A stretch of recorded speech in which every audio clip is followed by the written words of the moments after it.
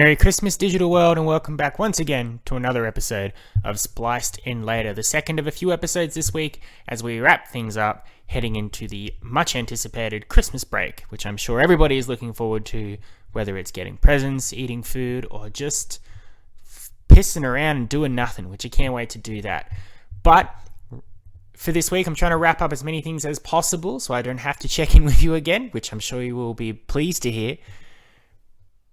So today we will be once again adding to my ongoing show, series, whatever you want to say, about the Marvel Cinematic Universe. Very clearly the most common topic on this podcast or YouTube channel. It has the most episodes in playlists. It's the thing I come back to the most. So I hope that people enjoy hearing about it, because here we go again.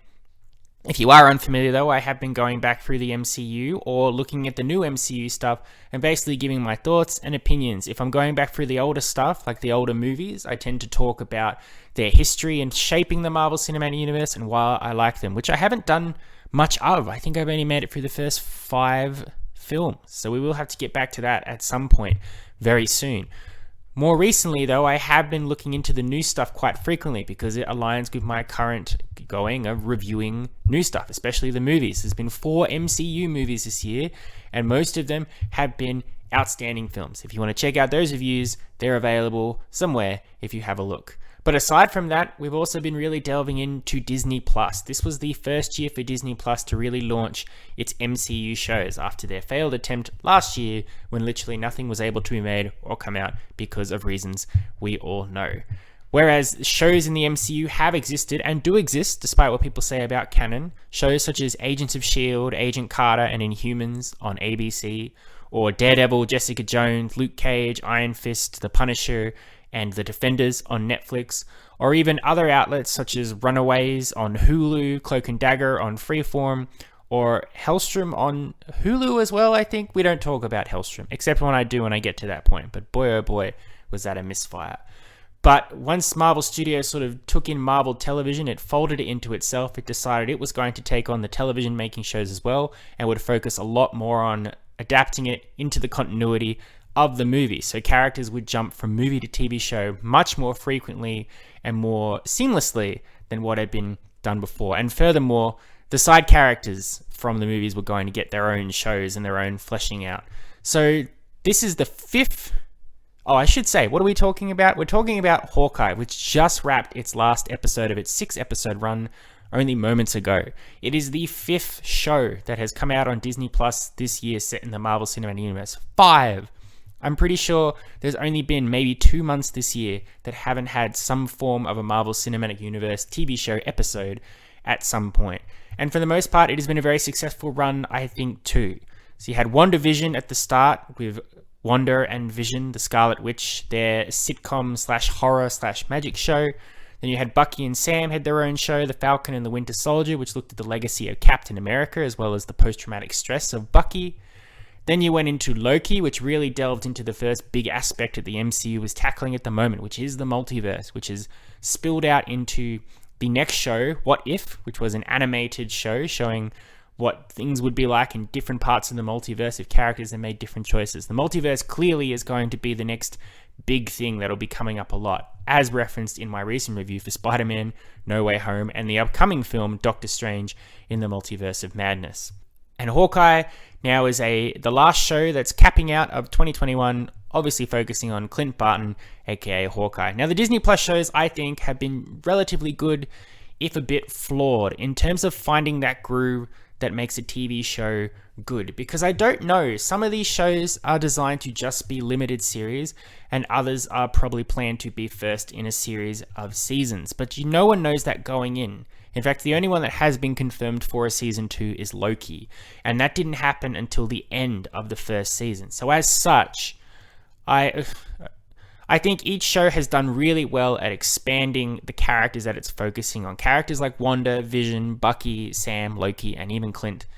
They've been in the movies, they've been in a lot of movies, but they have suffered from character development. They've often played second fiddle to the main heroes that they are alongside of. So the shows have been great at expanding these characters, showing their personal depths, showcasing why these actors specifically have been chosen to play these characters. And each show has felt like a stepping stone in a larger stake of building the MCU, especially with the last few shows. The stakes that have been at play, what the heroes have to do to save the world, is pretty huge for a TV show, especially Loki.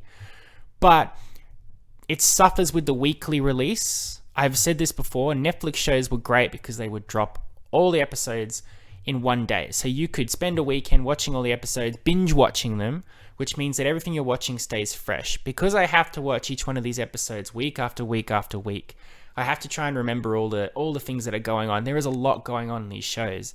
And because these shows are they've been described as, it's just a very long movie, that means the pacing in a lot of them is a bit out. They always start strong, but then they have to stretch things out for 6 to 9 episodes. And unless it's an anthology show like What If, there are moments where you go, where is this building? Either it's taking too long to get to the point, or they're throwing in so much stuff to pack into the 6 episodes that you feel like it's getting a bit on top of itself.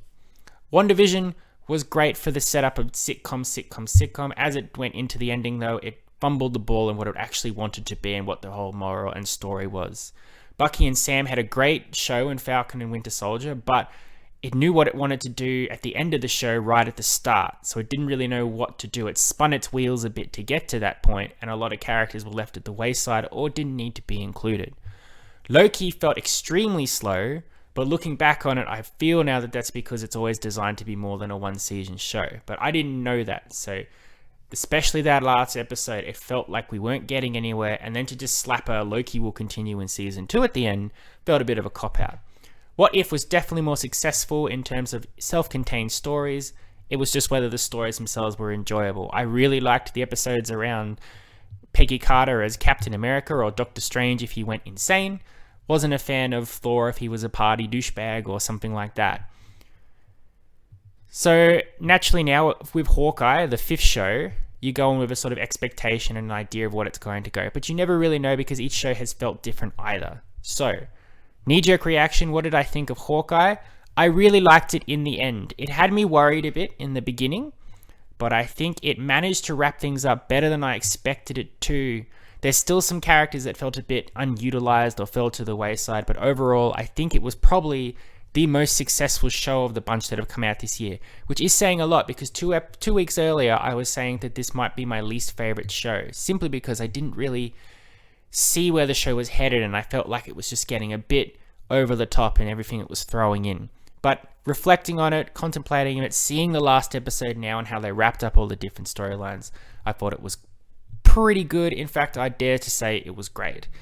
If you don't know what Hawkeye is about Hawkeye. Sort of. Hawkeye and another Hawkeye. Basically, Clint Barton, who we all know as Hawkeye from the Avengers, he gets his own show. He has come to New York with his kids to catch a show, Rogers the Musical, just before Christmas. And he's going to get home for Christmas. But before he does, he discovers that somebody is wearing his Ronin costume. If you don't know what the Ronin costume is, it's a very dark costume that he donned during Avengers Endgame in the 5 years that Thanos snapped half the world out of existence, including Clint's own family. So he went down a bit of a dark path and started murdering criminals such as Yakuza members and all that stuff. So naturally, people see Ronin back on the streets of New York. All the criminals come out to play because they want to get their revenge on Ronin. When Clint does track the Ronin down, he finds that it is actually young Kate Bishop, played by Haley Steinfeld.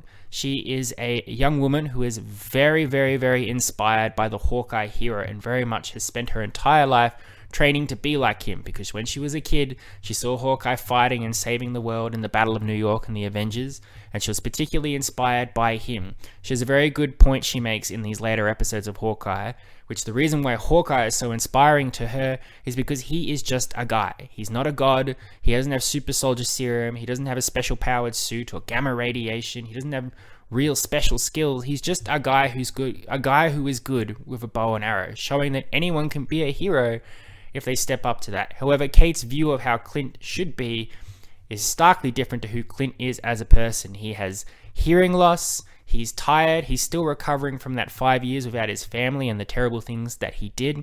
There is nothing he wants to do less than get involved in another sort of adventure or engage with this very energetic, gung-ho new Hawkeye character of sorts. But they get caught up in each other's misadventures, and then most of the show is Clint and Kate going from escapade to escapade, encountering the tracksuit mafia, a angry daughter of a dead mob boss, Echo, who is potentially a new superhero to the franchise or supervillain, depending on your decisions watching the show.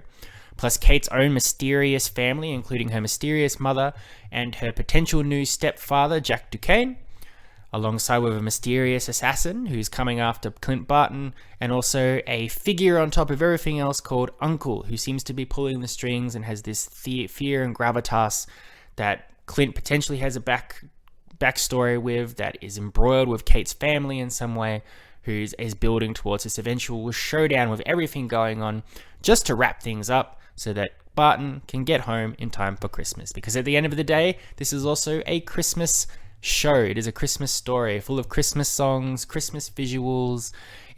I assume it was made to be released at this time to get you in the Christmas spirit, and it mostly succeeds at that wholeheartedly. Now, there were many things to like about this show. The first of which, as I mentioned with the other shows, is Clint Barton's character development. Hawkeye has been in the MCU since 2011, 10 years ago. But boy, do we not know anything about him. And I don't think the people behind Hawkeye, or even Jeremy Renner, really knew anything about him in his sporadic appearances. He first appeared in a cameo in Thor as just a guy with a bow and arrow, a superior S.H.I.E.L.D. agent.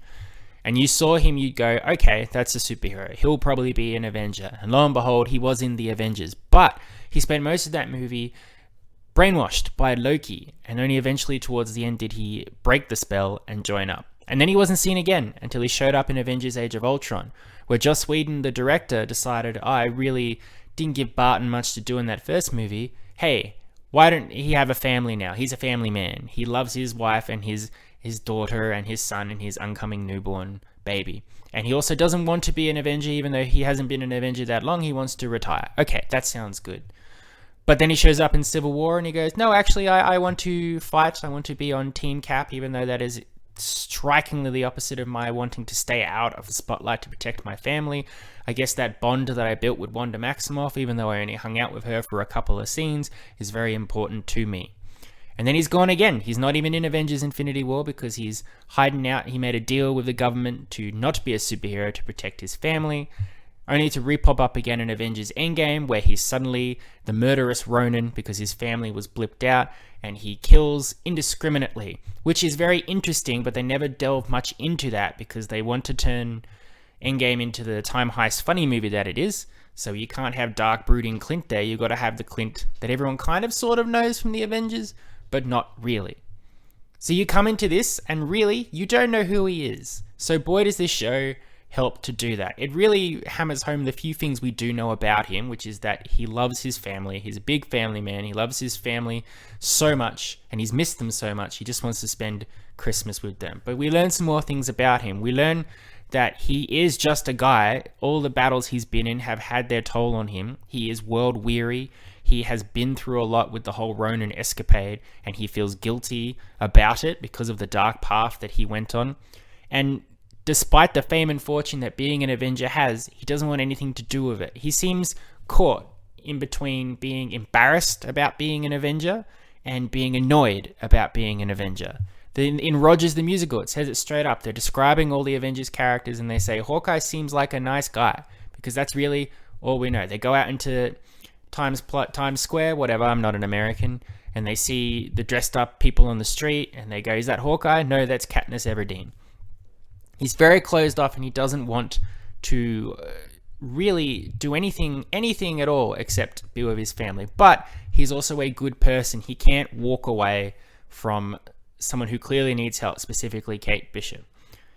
And seeing their relationship, which is another very important part about this show, is the relationship between Clint Barton and Kate Bishop. Kate breaks through his shell. She manages to make him feel a bit better about himself, to make him laugh, to make him joke a bit, to open his eyes a bit, to be a bit more welcoming and forgiving to himself, especially when he sees how the rest of the world is also dealing with their own problems.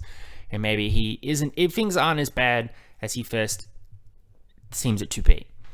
The Clint Barton-Kate Bishop dynamic in the comics is very popular. I know people love Kate Bishop. This is my first real introduction to Kate Bishop. I've not read a lot of Marvel comics, but I'm aware of her as a concept, as a character, as a video game character, and I get it. She sounds great. She's basically a younger, more exciting, energetic, more skilled Hawkeye. I believe she's better than him in the comics. I'm not sure. But she's also played by Haley Steinfeld, who is a wonderful actor.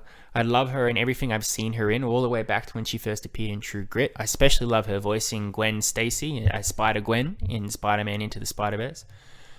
She's such a contrast to Clint in her energetic need to make a difference and be the new Hawkeye and be a superhero. She's always looking for trouble, essentially. She sees trouble where there isn't, or she finds trouble when she shouldn't, especially when it comes to trouble within her own family or getting involved in mafia business that has absolutely nothing to do with her. Whereas Clint is grumpy and standoffish and miserable, she is happy and bubbly and always sees the opportunity or the silver lining in the situation. So it was great. They spend the majority of the show together. They're in pretty much every scene. They're always back and forth in between each other, and it's a delight to watch, which made Hawkeye such a fun show to watch. The stakes here are also much smaller than the other Disney shows, whereas it's not world-ending situations. The main thing that they have to do here is take down some mafia bosses, get back some stolen equipment, avoid some assassins and some mob bosses, and just get home for Christmas, which I really appreciated. I like that smaller scope. Not everything we see in an MCU thing needs to be the end of the world is going to happen, because your brain is always thinking like, why don't all the Avengers show up to stop this? What are the repercussions with this happening in the middle of New York City? This would have gone under the radar, I'm sure. This will never be mentioned again in any other show or movie. I'm pretty sure. The characters themselves will go off and do other things in other movies, but no one will ever say, remember that time in New York City on Christmas where those mafia bosses in tracksuits run around for a bit? No, they won't. And I can appreciate that. It's just a very fun, self-contained bubble story in the Marvel Cinematic Universe, which worked. I really like the supporting cast in here too, especially Tony Dalton as Kate's sort of stepfather, Jack Duquesne. I know he has some stuff in the comics too, but I'm not going to talk about that because I don't really think that's relevant to the point. But he has this flamboyant, carefree attitude, which I really liked watching. I also really liked Alequa Cox as Maya Lopez, aka Echo, who is potentially the first deaf superhero in the MCU. I really enjoyed her performances. I liked that they embraced using sign language and all of that, and the deaf and how that affects her life and all that, which was great to see. And I'm interested to see where they go with her in her own TV show. And of course, a special mention to Jolt, who plays Lucky the Pizza Dog. He was the delight to see a dog in anything, and he was a great third wheel to Clint and Kate. There's a lot of good comedy in here as well. I especially really liked a scene where Barton has to go to a LARPA thing, where role play, that sort of stuff, because he's got to get the Ronin outfit back from someone who's wearing it. There's a wonderful moment where he's in slow motion trying to get to the person wearing the Ronin outfit, and he is just disgusted that he has to engage in this sort of thing, and he'd rather be anywhere else. And Jeremy Renner does really good at playing that. There's a bit where he says in slow motion, goodness, when someone gets pushed over in the fight, and it made me laugh quite a bit. I think, surprisingly, it was a very streamlined story in the end, which brings me to the bits that I didn't enjoy that much about it in the beginning, but what I did like towards the end was there is a lot going on. For such a small, self-contained story, they throw a lot of stuff going on in here. You've got Clint and Kate, and then you've got Kate's family and the family dramas going on there. Then you've got Echo and the tracksuit mafia and Echo's best friend Kazi. And then you've got the mysterious uncle who's being referenced a lot, who is supposedly in charge of all this mafia bosses. And then you've got a mysterious assassin that suddenly shows up in episode 4 to come after Clint. She wants to kill Clint as well. And then you've got Barton talking with his wife about he needs to not only get the Ronin outfit back, but also a special watch, because the watch is very important to something to do with the Avengers and can potentially reveal secret locations and all that stuff as well. You've got a murder as well. Jack's uncle is killed, Jack Duquesne. You have to figure out who killed him and why. There's a lot going on, and each episode focuses more on introducing a new thing rather than resolving any plot points. By episode 4, you've introduced the assassin plot. By episode 5, they reveal the mysterious uncle who's influencing a lot of the characters in here. I can't mention a lot of the characters by name because they are spoilers, because they are big characters from other properties. I know it's hard and it seems pointless because even the people behind this show seem determined just to spoil these characters, which I don't mind. You can tell me they're going to be in the show. I don't care. But don't then have the show treat it like the characters that are coming is a big reveal and I should be surprised to see them there.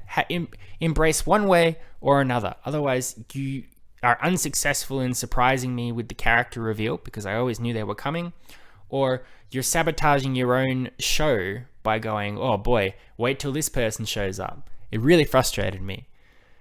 So by episode 5, when they're still introducing more characters and more lore and more stuff going on, I thought there's no way they're going to wrap all this up satisfactorily. They're going to keep the story going and then do a Loki and slap a Barton will return into season 2. But no, 90% of all the stories and characters and action are all resolved in very satisfactory, pardon the pun, Christmas bows. So by the end of it, you go, that was nice. That was a nice self-contained story. That was fun. If they make some more Clint Barton or Kate Bishop stories, I'll be there to see. But I did not feel like I was left wanting in a lot of the story arcs, which was good. I will say, the uncle character, who you may or may not who I'm talking about, but I will not mention them, I'm a little miffed that I think that they were underutilized or thrown in for the sake of, look, this character's here. I've been having discussions with a friend of mine about it, about potentially, he serves his purpose for being a mob boss, but I think the way it was done was a bit like, look who we've got, look who we're using, which is fine, but it's approached like either you know who this person is, so you should just go, oh my god, it's that person, that's cool, without actually putting in the legwork for establishing that character. It's sort of like, if you want to do this, introduce them an episode earlier, just to let them have the space to elaborate on their story arcs or their connections to people. It felt really fleeting to me. Again, I might have a different perception of it if I had sat down and watched all 6 episodes back to back, because it wouldn't have felt like it was building up to this person who is suddenly there and you go, cool, great to see them. Okay, I guess that's it. But that's my own personal preference. People may not have this issue at all, and that's fine. But overall, I think this was a great show and probably the best of the Disney Plus shows this year, surprisingly, especially my stance on it a couple of weeks ago. It was great at really making Hawkeye a character, a relatable character, really gave Jeremy Renner something to actually do with the character. Kate Bishop is a delightful addition to the MCU, and Haley Steinfeld is great. Lots of stuff going on, nice self-contained Christmas story though, lots of fun. I think if I had to rank the Disney Plus shows this year, Hawkeye would be number 1. I would probably put The Falcon and the Winter Soldier at number 2. I would put... I think I would put Loki at number 3, but it's a close one between that and What If. It just depends what I'm looking for. And WandaVision is unfortunately at the bottom. Great concept that really fumbled the ball in those last few episodes and left me rather disappointed. But Hawkeye's number 1, so that should be enough of a recommendation for you to watch it if you haven't already. Otherwise, fantastic stuff. Good work, Jeremy Renner. Good work, Haley Steinfeld. Fun little thing. Wonderful addition to the MCU. There you are. Thank you for listening. I hope you've enjoyed. It's a rather recent talk about an MCU TV show, probably the most recent I've ever done. I've always waited about a week to talk about them, but Christmas. Got things to do. I got pudding to eat. I got beers to drink. I'll forget about Hawkeye in a week, so better to do it now. I'll add it to my MCU list. Feel free to go back and check out my other episodes, or don't. It doesn't really matter in the long run. I just hope that you have listened to this episode this far to hear me appreciate you for bothering. I'll be back tomorrow, hopefully, for my last episode before Christmas, which I'm hoping will be a review of a movie. Just depends if I get to actually see the movie or not. So you'll just have to wait and see. If the episode doesn't come out, rest assured, I will be back at some point very early on in the new year for my last reviews and my top 10 movies of 2021. But I'm sure I'll have my review up for you for the movie I want to review tomorrow. If not, maybe I'll pop my head back in just after Christmas to do it. We'll see. We'll see. Otherwise, you've been lovely as always for listening. Thank you so much. I appreciate you. And I will catch you on the next Spliced In Later. Adios, muchachos. I'll catch you next time.